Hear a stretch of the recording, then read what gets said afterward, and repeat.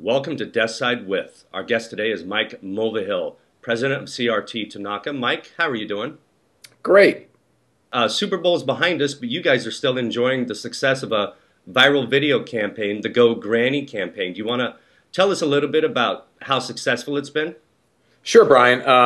Just a little bit about the campaign. I think, as most people know, the major competitor of our client, Network Solutions, is our client. The major competitor is GoDaddy. They've been pretty well known for their Super Bowl spots over the years that have Danica Patrick and some sexy ladies, which have helped drive traffic for the overall category whenever the Super Bowl ads run.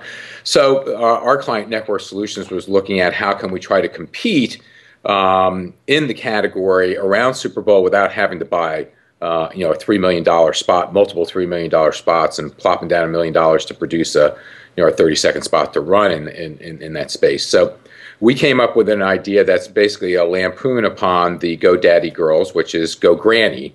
And we hired Cloris Leachman, 80-something-year-old Cloris Leachman, to play the original GoDaddy girl, who's getting a little up there in years, but she still thinks she's a smoking hot babe and is waiting for that phone call to come back to the Super Bowl. And we created a video. It's about a 3-minute video, a little over 3-minute video. We ended up posting on the Network Solutions homepage, their storefront site, the YouTube channel.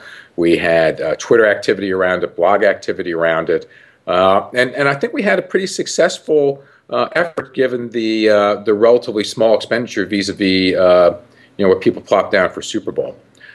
We had about 45 million impressions that we created. A little less than half of those were Twitter impressions. We had 51,000 views of the video on the YouTube channel. And Network Solutions had a 500% increase in .com sales, specifically they attribute to the result of this particular effort. That's incredible. That's the kind of ROI that you want to show. Let's back up and talk a little bit about executables and tactics. When did you guys shoot this thing, and then when did you start to promote it? My understanding is it was right before the Super Bowl. Yeah, it was all very much how agencies do things, which was fast and furious. So yeah, we got approval soon after the holidays, and then went to work. We shot it the week before the Saturday, 8 days before Super Bowl. Edited that week, and we first popped it up on the Friday prior to Super Bowl. So it didn't go up until Super Bowl weekend Friday at 4 o'clock, and then we started working it. So relatively short period of time to get it done, and then really I feel very good about the outcomes, particularly since we didn't have a week or two of pre-selling of our video to be able to make available to media.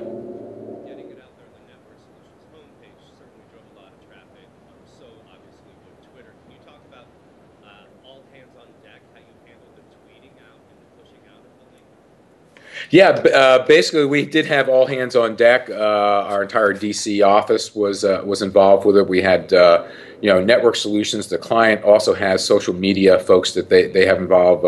Shashi Belakanda, who is their social media swami, was involved with it, and Sashi did a good job of pushing things out. We were very fortunate that we had some tweets from some pretty influential figures out there that gave it legs. So it was, like most social media campaigns, I think when you get down to execution, there's a lot of physical activity, eyes and ears and hands that have to be involved in order to make things happen. And it's great to have a good product to work with. We were fortunate that we had a really funny video. I mean, it's hilarious. If you haven't seen it, go watch it, because you will crack a stitch at laughing at it, but also it takes an enormous amount of physical effort to be out there engaging people and having conversation. So two things. First, where do you want to drive traffic right now for people who are watching this and check out the video? Just on the YouTube channel? Yeah, if you go to networksolutions.com /video, you will find, or /video, you will find the link to the video right there. I just needed to hear you say that. Let's circle back to some secrets of success, tactics. I'm a service journalist from way back, so I'm always looking for bullets. You've covered a few already here, but maybe you can recap if you had to do 3 or 5 bullets of success around social media Or let's even narrow it down to YouTube-style video campaigns. What would those tips be for other agencies? Yeah, and I think in ways, particularly a video-based campaign, it's really no different than when you're looking at whether you have a print story or a TV or broadcast story. I mean, it really is about the visual. If you don't have the visual, you don't have anything to work with. We were fortunate that we were able to create a visual. We had a timing aspect to it as well. You know, why cover it? Why cover it now? Still is true even in social media. So why would anybody want to pay attention to it? Well, we were able to be part of a relevant dialogue about Super Bowl.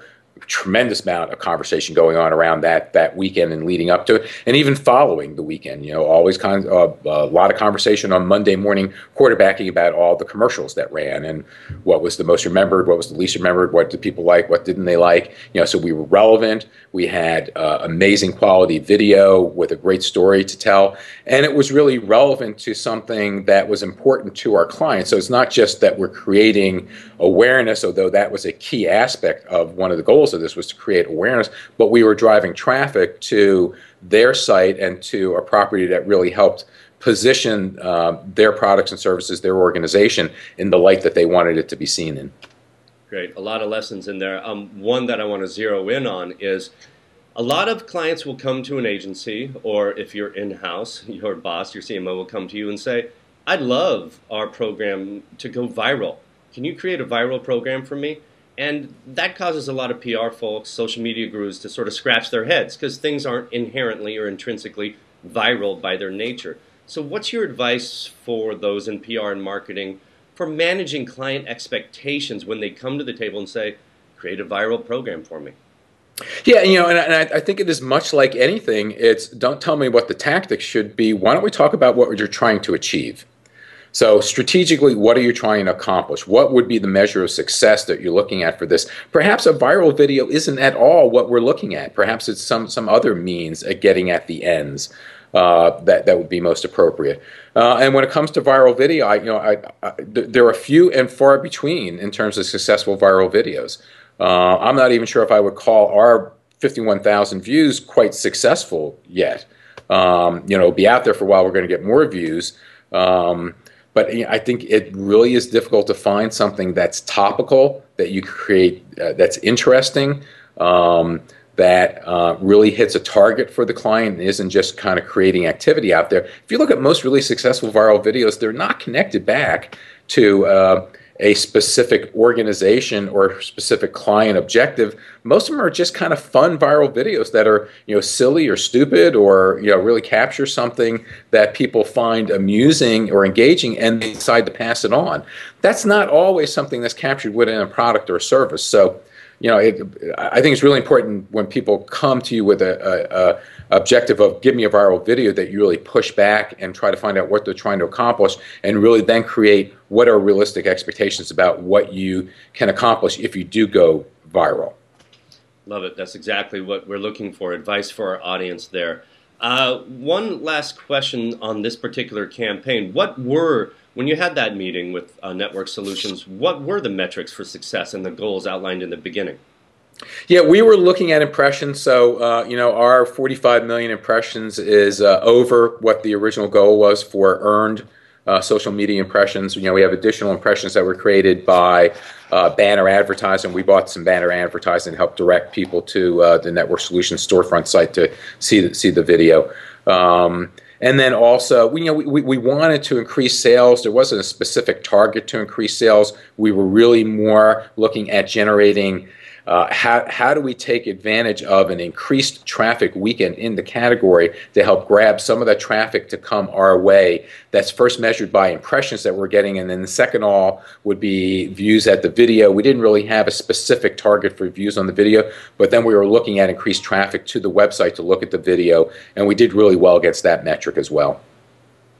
Great. Well, thanks for giving us the overview. We're always looking for case studies, the secrets of success, and tips as well around social media campaigns. So any parting words of wisdom that you want to share with our audience of PR, advertising, marketing, IR, and yes, we have quite a few corporate communicators who follow us as well. Any last words of advice before we wrap it up?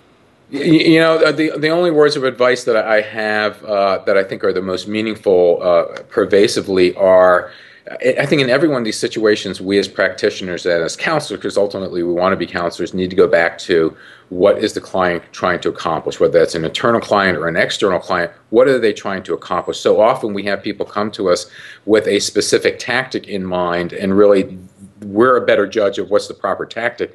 Let's talk about what the challenge is, what the opportunity is, what we're trying to solve, what we're trying, we're trying to create market share, or we're trying to sell product, or we're trying to sell inquiries, and then get back to, okay, let us help design you a program that really meets your needs, rather than helping you check off that, we created a YouTube channel for the company. We created a Facebook application for the company. Well, those are great, and they sound a little fun at cocktail parties, but really the bottom line is, what are we doing to improve the organization's business activity, their image, et cetera? And you can't get there unless you get back to, why are we here in the first place? Go back to the goals and the strategy. All right, Mike, thank you so much. Mike with CRT-tanaka, walking us through the Go Granny campaign. We appreciate it, and have a wonderful remainder of the week. I know you're going to be driving a lot more buzz around this particular campaign.